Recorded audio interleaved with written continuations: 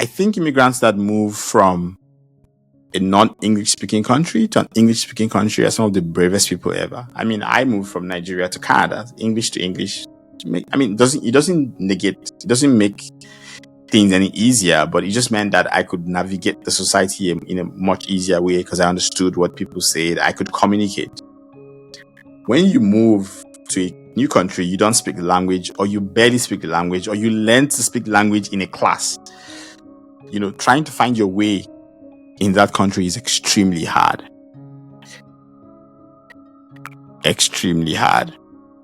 But let's get to Yawa's episode where we explore how she found her way through settling into the States, cultural differences, and she also shares some tips on if you're looking to move, the things you should be thinking about. Let's get to it.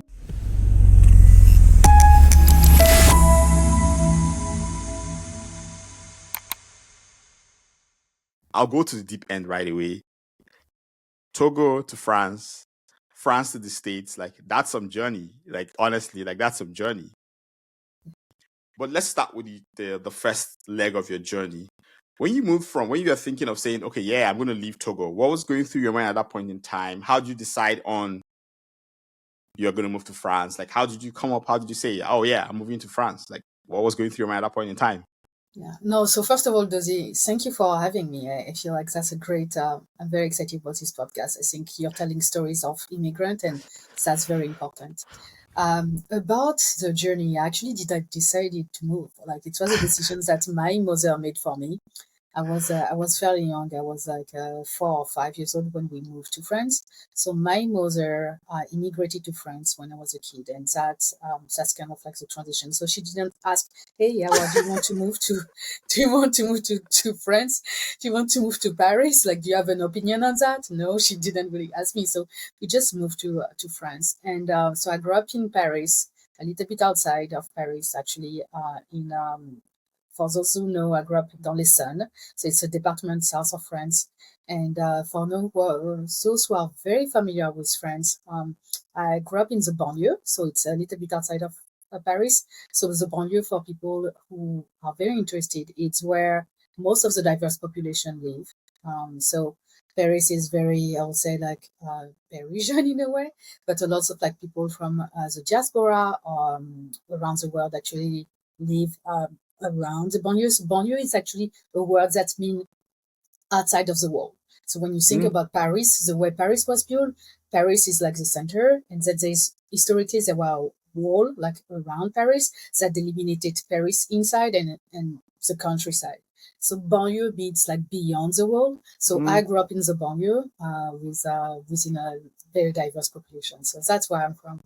And then I moved to the US as an adult. I came here to study, and then life happened, and here I am. Close to 15 years later, I'm still in the US. So that's my journey. So you left. So listen to you left really young. So basically, I feel like you're more French than Togolese in a way. Am I right if I say that? Yeah, but be careful about what you're saying because because when we get there, it's I know that's the eternal debate. Are you Togolese? Are you French? Who are you? I'll say I'm both. I'm definitely both. In many ways, I was growing up as a Togolese, have strong values, strong culture. My mom made sure that we knew we knew where we were coming from, that we knew about the Togolese culture. I grew up with aunties and uncle around me that were talking about Togo often. And I did get the chance to go back to Togo eventually. But I didn't go back to Togo until late in my teenage years. But yeah, I'm very much anchoring my Togolese culture. So be careful about what you're saying, whether I'm Togolese or French. But now that you say that, when you move to the States, the Togolese Yawa or the French Yawa or a mix of both? Who moved to the States? Who do you think moved to the States? A mix of both. Nobody ever asked me this question. I think a mix of both. So what's happened is I came here. I started doing actually I did my master here in the US. I'm in Boston area, so that's where I'm still right now. And I'll say a mix of both. So definitely like the opportunity come through my study. So I was a student in France at Sorbonne University, and I got like a scholarship to come to the US and did my master in business administration. So I just jumped on it. So I'll definitely say like the French me, because it was through a French university opportunity to come in the US. But at the same time, I feel like what I found here in the US is like there is a lot of I won't say like Togolese, but like Ghanaian, Nigerian. I definitely found my people here too as well. And it reconnected in so many ways with my Togolese culture. I'll say it's more like Pan-Africanism a little bit. Yeah. I do, my husband is from Kenya, I'll say. So we are definitely like very anchored in our community, but we are thinking about Africa as a whole, not just Togo, not just Kenya. Yeah, Yeah. we are definitely in that sense. Yeah, that's interesting. Okay, so I'm staying on this for a while, so forgive me. But so yeah, a mix of both. When the cultural differences start to hit you, who do you think was reacting to them? Like, so because I know America is very different from France, but Mhm. then you grew up in France within a Togolese community, so that means that yeah, you had very strong Togolese influences. So when you moved, like how did you have like dual identities where some things will happen to you and you will compare them to your Togolese self, and some things will happen to you and you compare them to your French self? Or was there just like because I'm always very interested in the identity of an immigrant, because it feels like when we're in betweeners. Immigrants are in betweeners. You're always in between cultures. And then yours is more interesting because you're literally in between three cultures. You're in between Togolese and French and now American. So I'm just like, so what's the thing? Like, what's the thing that's in between those three? There is an expression in French, we call it le cul entre deux chaises. It's like pretty much like this idea of like your bum bum being between two chairs. That's exactly what it means. It's because you don't really belong to one, you don't really belong to the other, you belong to both. And like at some point you have a decision to make. At some point you react to something more like as a Togolese, or sometimes you react to something like as a French person. To answer your question, when I moved to the US, I definitely feel like, yes, I moved like, is my identity, right? Like being both of that. But I do feel like in many ways I reacted like a French person. So, for example, the way we grew up in France, we are, I won't say humble, that's not the good word for it, but we are, I grew up in through the French education process, the French education system. We are taught to not specifically brag, not specifically, we're not good seller. So we're not good seller, and we're not specifically good public speaker either. In America, when I moved to the US, it's a totally different story. People, like, if you want to make it, you need to know like what you're worth. You need to be able to sell yourself. You need to be able to talk. So I do remember some vivid example when I was in class where like the professor will ask a question, um like nobody has the answer, or something like that. There's always an American who raise their hand and like answer, like even though they didn't know anything about what they were talking about. And in my mind, like as a French person, like I was reacting as a French person, like he doesn't know the answer. What is this? Like um we can flag BS. But like Americans are so good at this, and that's definitely some things that I learned um, coming in the US, and that's a difference. I will say, like reacting. Yeah, I to answer your question, I feel like I was reacting like a French person um, more, and I had to unlearn in a way, or actually learn when to be more French, learn when to be more American, because I Mm-hmm. definitely learned that, and you need it in your career. You need Yes. it to move in your career. So I definitely learned that a lot. So I mean, America has provided a lot to us. I'm a Yeah. different person, I think. In look, so now just I have a question, but what you just said now, I'm interested in that. When you say you're a different person, like in what way? Do you mind sharing that? No, I learn a lot. I learn a lot. Like as I mentioned, like really advocating for yourself through your career, and I think we might talk a little bit about that later, but advocating for yourself and making sure that what's your value worth, like what do you worth, and presenting forward what you bring to the table. And that's something that I learned in the US. I don't believe that I will learn um I've learned that in France. In Togo, we have a different culture as well, where we are more humble. And so there's no wrong, there's no right. It's just different, and like make sure that you bring all of that to the table. Yeah. And I think that's the power of living in different societies, Yeah, which is what you get as an immigrant, is that you have the ability to pull, like, don't discard what you pull that and say to yourself, like, what's the strength here that I can add to what I've got in here in America or Canada, wherever you are, and mix that together. That person that you create out of that mix is a unique individual. But I feel like people sometimes tend to just say, no, I'm just going to discard all that. Like, I don't like that. That's not who I am. This is who I am right now. I'm like, no, that's your strength. Don't throw it away. Like, don't do that to yourself. yeah, and it makes us so rich. And that's the things that I didn't realize that early on when I was coming in, because you come into a new country, you start new. Like first, you don't have the same cultural references that everybody else. I can give you like so many examples of situation where people are talking about things you have no clue about because Yes. you haven't watched the same TV show. You don't have the Yeah. same cultural anchor. So there's like you are lost in a way. But like as an immigrant, I think like the amount of resilience that we have, the amount of adaptability, we make things happen because we have no other choice.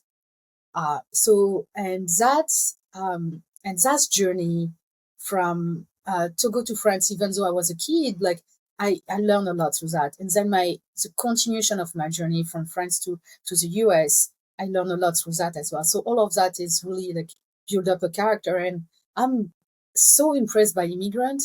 Um, and I've had like a lot of conversation with people who just came in from their country and like, oh, I don't have anything to bring to the table. On the contrary, your story is so unique um, that you have like so much to bring. It's just about like how to package it, how to unpack it and then repackage it. That's it, really Yeah. what it is. Yeah. Yeah. And I'm so glad you talked about that thing about realizing that even when you moved as a kid, there were things you learned there that stuck with you even now as an adult. Because, me and my wife were talking about some days ago about my first kid was 4 when we moved, and he struggled a bit when we moved. And sometimes when I think back now, it really brings tears to my eye just how much and with kids, they can't verbalize how they feel at that age. They don't have the words to verbalize the emotions that they're feeling, they're dealing with. And so they lash out or they do things or they sink into themselves. He's grown so much right now. He's really finding himself. And so we're talking about it. And a friend said to us that, don't discard all those things that happened to him, because the point is that he might not know yet, but he's built a certain mental shell that'll take him forward in life. He wouldn't know why he's doing certain things, but that just comes from battling through settling to a new country as a 4-year-old, changing school 3 times in 1 year, like, just trying to make new friends in new country, being bullied, being racially profiled, like as a 4-year-old kid dealing with all that, and I just like, that's true. Like, it's hard to see, and it's painful to think about it. But the truth is that the kid did build some resilience. As long as we keep giving them the love they need, it's going to be useful for them in the future. Yeah, it's going to be useful for them. And I can't remember who mentions that, but like resilience is so important in the workforce. Like the episodes, the journey, the steps, the failure and the success that we have, all of that build us up. Yeah. And that's so important in like anything that you do. I'm talking about the workforce, but in anything that you do. It's so important. Yeah. So I want to go back a bit to when you just moved to the States. Like, Yeah. what are your biggest challenges settling down into your new country? Oh, the language. The language. This was I was going to school. So I learned English. So in France, we back in the day we used to learn English as a first or second language at the equivalent of middle school, some starting high school. So I had some English and I thought I was actually good at it. But then I thought I was okay at it. And then I came to the US and I have a friend. He's now a friend, but he was coming from Seattle. And my school was in Boston area. and he was talking. He did the orientation. Like the first day you're on campus, you have like one student who help you like walk through, like show you the campus how it look like. And he was talking at a speed. It was scary. I thought I was good in English. Like I had all the good grade, but then I was like, what is happening? What is just happening? I could not understand a thing. And that was very scary because Yeah. I was at a grade level, like grad school level, and I was like, okay, I need to be able to understand English if I want to have good grade and all of that. But I think that was the first cultural shock. That happened within the first few weeks that I landed in the US. It's like the language, like the speed, like American English is nothing to have to do with British English. And it was the speed of it. I was very scared. That was my first cultural shock, I'll say. But it got better. Eventually, it got better. I interviewed a guy called Romu some weeks ago. He said Yeah. the same thing. He's like, yeah, I thought I could speak Englilich. Like, I got to the States, and I'm like, no, I can't speak English. It's humbling. It's a humbling experience. You're like, okay, yeah. Oh God. Okay, I'm gonna ask this because Romu mentioned this. Tell me a bit about the food, the difference in the food when you move. Oh yeah, I miss the food. That's one of the things that I miss the most. But not just the food, not just the French food, like even the Togolese food, I miss it. I mean, luckily there's a little bit of thing like West African food here, but the food is what I miss. I think just the quality of it, like the taking care of, taking time to cook, taking care of like the ingredients, the quality of the ingredient. I do miss the French culture for that. I miss my baguette. I miss my cheese. um, but um, but yeah. Luckily, I do tend to go back, and there's like a fairly big French community as well in Boston area. So there's a couple of stores here and there. But it's not just the food. I think it's more the culture, like the ideas that you're taking your time for to do something, or you might want to connect with somebody around, like to go to get a coffee together, and just like take time to socialize around food. So that's something that I miss, but that is something that I'm trying to build within my family as well. Here. Yeah, yeah. It's always interesting how culture is such a. We tend to joke about it, but culture is such a really powerful element in our lives, and especially when you're moving across cultures, I find that you struggle a lot. Like sometimes we discard it, we think that it's nothing, but we struggle actually. You struggle with because there are different caches. There's food caches. There's how we work. There's how we talk. There's how we make friends. There's how we interact with other people. That's how we shop. So for example, America is fast. America reminds you of Nigeria. It's speed, optimized for Mhm. everything, and all that stuff. It's loud. It's BS your way through. You don't know what it is. It doesn't matter. Just say you know what it is, and then when you get there, solve it. Start looking for the answer while you're solving it. Some other cultures are like, you know what, you don't know it. Say you don't know it, and we'll find someone that knows it. Or you say, you know what, I want to learn how to do it, and we might give you a chance. And like you said, somewhere along the line, there's no right or wrong. There's just deciding how you all decide to live and then living with the consequences of the choices you made. Because people tend to make these arguments like as if one is better than the other. I'm like, why do we waste so much time or so much energy trying to decide which is better? It's nothing like better. There's just, this is how you do it. This is how I do it. And then let's see which works. Like they're just consequences for the choices we make. Exactly. Yeah.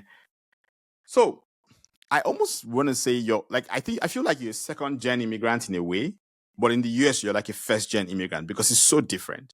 And there's this thing I always think about a lot, which is the survival mentality of being an immigrant. So as an immigrant, the first thing that comes to your mind when you move is I need to survive. Which is good, but it's also a trap. Because what it does, it catches us in a place where we don't see beyond, we just stay in a certain hole and just keep running around in that hole. I'm just curious, like, because it feels like the way you've lived your life and just looking at your career and the stuff you've done, it feels like you've risen above that. You do the things you dream of doing, you're living your best life, you're trying to make sure you build stuff that matters. Like, how do you deal with that survival mentality thing of being an immigrant in a new country? This is a difficult question, Daisy. I I think when So first of all, you're right about being like a it's a debate that you say about being a first generation immigrant or second generation immigrant. I do feel in a way that I'm a first generation immigrant because I had to learn everything. I had to learn like how the US work. I had to find a job. My first job in the US, um, I had to go through that, and I didn't have like a strong network. So you had to build that up. So that's definitely like challenges of a first generation immigrant, and you don't have your parents or you don't have your family to really back you up and tell you, okay, this is what you need to do X, Y, Z. So you're really relying on like people's generosity and people's time to help you make things happen. So in that sense, yes, there is like a survival um, aspect of it. But at the same time, it's like for me when I moved to the US, I knew I could go back. I think it's different in terms of um, approach. I knew I could go back to France if XYZ didn't work. I could still go back. Um, when I know that when people immigrate, and my husband, for example, that was not an option. It's like you make it, period. There's no plan B. There's just plan A. You make it or you make it. So you make it or you make it. So when you think about that, that's a totally different approach. Like when you think that you have a safety net or you know that you have a plan B, it's a different thing when you know that you just have plan A square. Like that's it. Um so survival it's key, but I feel like it was difficult still in a way, like because I had to learn everything from like how things work in the US, how to do this, how to do that, and then like thinking about the fact that it's not really my culture, like things that I think that's the way to do it, or that's the way to present myself, or the way to talk about something. I was actually devaluating myself Mm. in a way. So and then like I came to the US with some experience as well in France. Look, I had work in France, but coming in the US, I feel like, oh, maybe the experience that I had was not very valuable. So I was dealing with some imposter syndrome in a way. Yeah. Um, even though I know we are not supposed to use that term anymore, but it's difficult. It's so complex. And I'm not saying that it's over. Like we're still running through that all the time. Like, um, every time that we're learning something new, every time that we are aiming for a new goal, we're like, okay, can I make that happen? Mm. But I think like what I'm falling back on all the time is um, the value that I got from my mom, from my aunties, from my uncle, um, what I've seen them doing when they immigrated from Togo to France, Yeah. the length my mom went through to start over, because she had to start over in a way. Um, all the work that she did, I saw that. At the time, I didn't process it, but I saw that and you learn from it. Yeah. And I think I'm definitely where I am today because of the journey that she had. Um, and you internalize it, like you see what's happening and then you replicate. But one of the things that I want to talk about too is like you replicate, but I feel like it's also my generation or my role to modify it in a way. It's not everything that she did was good. Like Yes. I think my mother or the generations that immigrated before me, they did what they could. And now at my generation where I'm learning from them and I'm adapting it for my kids, I'm adapting it for my generation. So we are building up out of each other. And so that's kind of building on your point, like first generation immigrant, second generation immigrant. We're building out of each other. And some of the things that they did, we might want to do it differently, or we have to do it differently for the sake of our own kids, to make sure that we are not passing um, some of the trauma or passing like some of the difficulties that we have. So really building up. Yeah.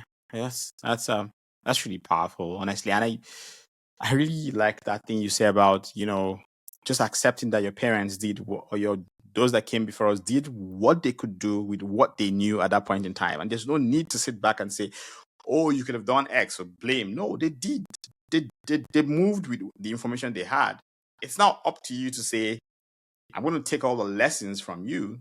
I'm going to adapt it to my current situation. And I'm going to make sure that when I pass it on to the generation that is coming after me or before, then I'm going to make it better for them. Because the truth is that the kids that come in also say, oh, you could have done X or you could have done Y. Because it's just a perpetual cycle that goes on and on. Since we are talking about deep stuff and talking about what your mom did and stuff, I'm going to ask you two questions. They just kind of follow up of each other, which is one, like, what do you find most beautiful about your heritage? And it could be the French one, it could be the Togolese one. And if you have kids or you're planning to have kids, or which of these things from your heritage that you think you're going to pass on to those who are coming after you?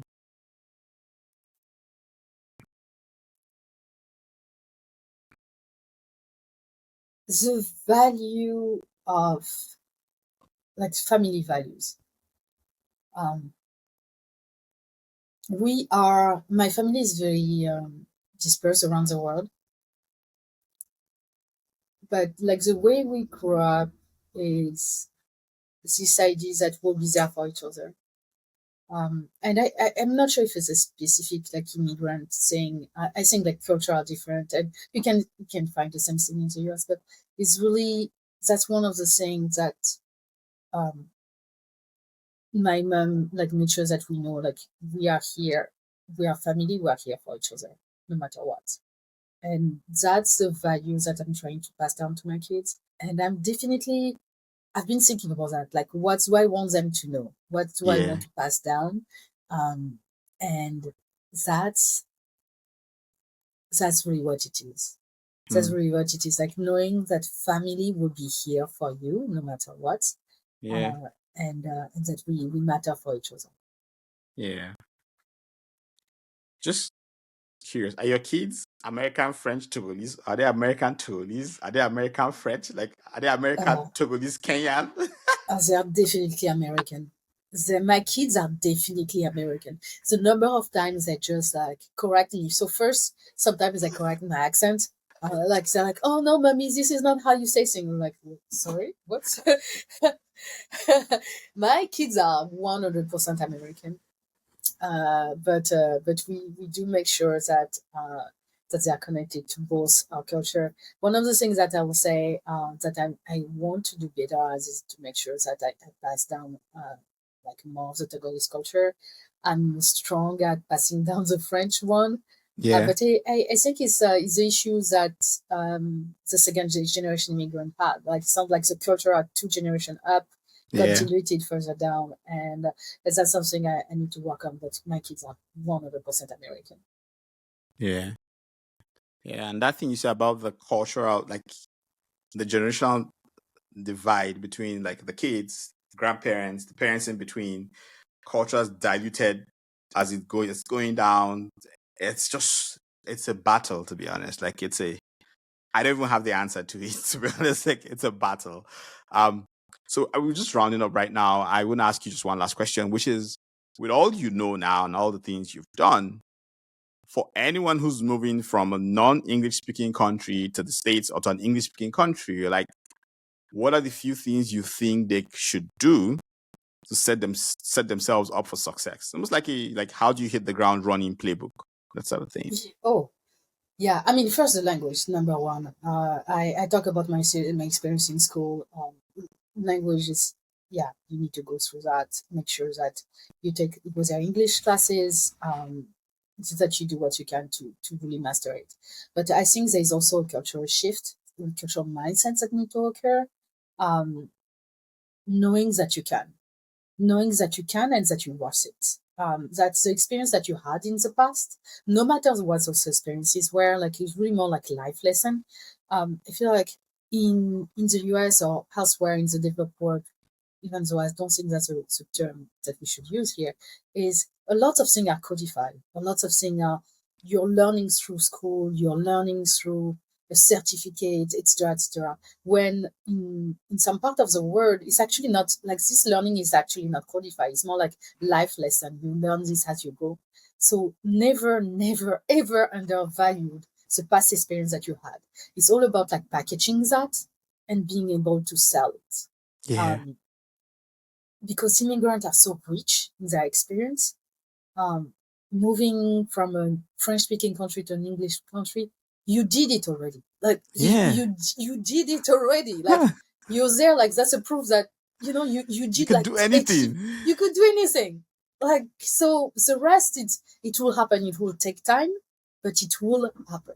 So number one, language, and number two, change of mindset. Yeah. This is a good place to end this. I'm glad, So, Dozie. thank you so much, honestly. And I really agree with you. It's like, yeah, you already did it. Like, so what else is holding you back? Like, you already moved. Like, you literally got up and left your country, moved to a new country, had to learn a new language, learn new codes of conduct, learn new nuances. So what are you scared of? Like, what There is are you scared nothing. of? The sky is the limit. Yeah. Thank you so much, Yawa. Thank you so much. Thank you, Dozie. Thank you for having me. Thank you so much for listening to this. Thank you for getting to this point of the podcast. If you know someone who might find this useful, please share with them. I beg you, a job. If you know someone I should talk to, please send them my way. And as usual, like, share, subscribe. Peace out.